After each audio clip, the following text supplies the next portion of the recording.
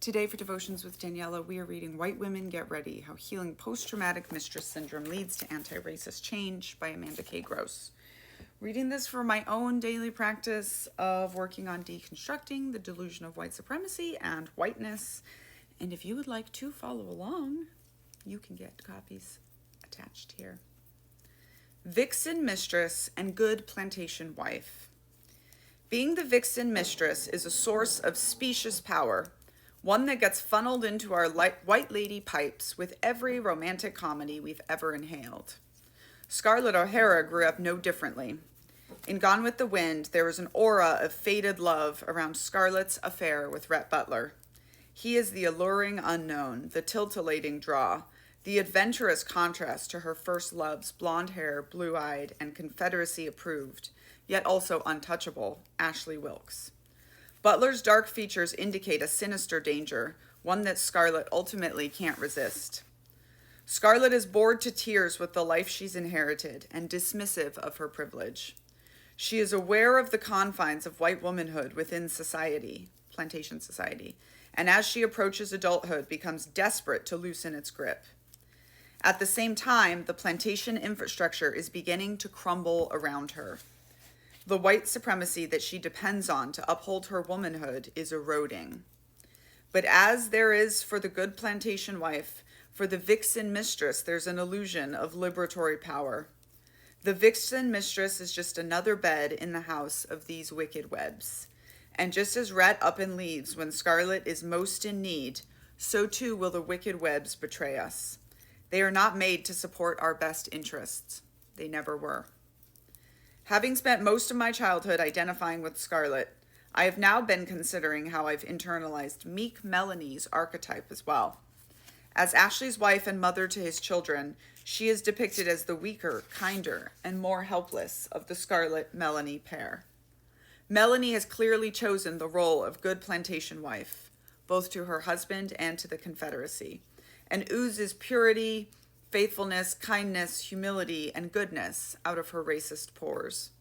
Melanie symbolizes the white women ideal that justifies the violence of racism. As the committed, self-sacrificing daughter, wife, mother, she is what the South is fighting for.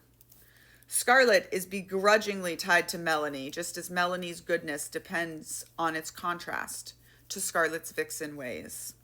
However, rather than building together over their shared situation, keeping up appearances, blatant lies, and manipulative deceit divide Scarlett and Melanie, playing out the age-old conflict of the witch hunts. Gone with the Wind author and white lady suffering from early 20th century mistress syndrome, Margaret Mitchell, ultimately positioned both Melanie and Scarlett as tragic victims. But we know better. Plantation mistresses have always been just as complicit in humanity's demise.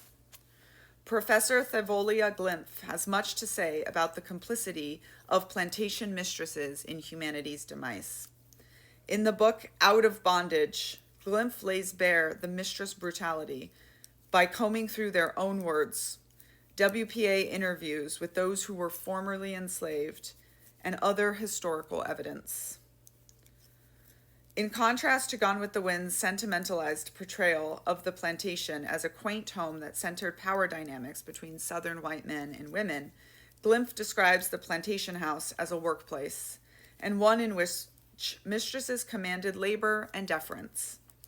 She goes on to describe how white male dominance, unlike what our conditioning has led us to believe, was not the controlling force within the plantation household, but rather, white women wielded the power of slave ownership. They owned slaves and managed households in which they held the power of life and death, and the importance of those facts for Southern women's identity, black and white, were enormous. While Southern white men wielded tremendous power through owning property, voting, and legally subordinating everyone else, white women held considerable power too.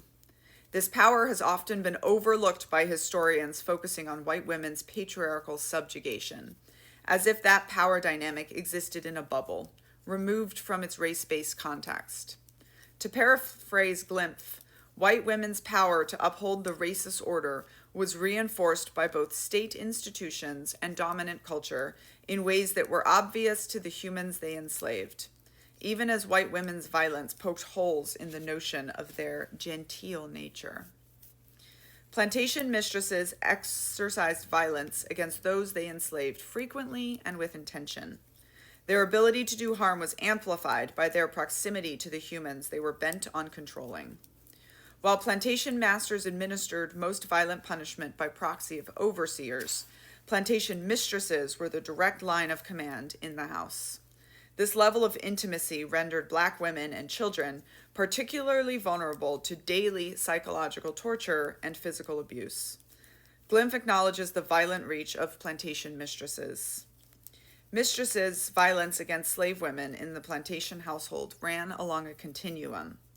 Bible-thumping threats of hell for disobedience, verbal abuse, pinches and slaps, severe beatings, burnings, and murder.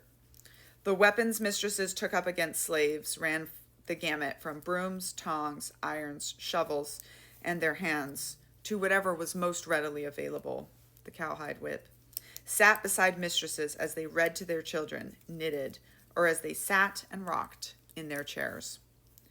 Interviews with formerly enslaved people revealed testimony after testimony describing tales of brutality at the hands of plantation mistresses. But perhaps the most significant evidence of white womanhood's violent power was communicated through resistance by enslaved Black women. As Glimpf points out, when Black women resisted the plantation household, they resisted the authority that mistresses exercised.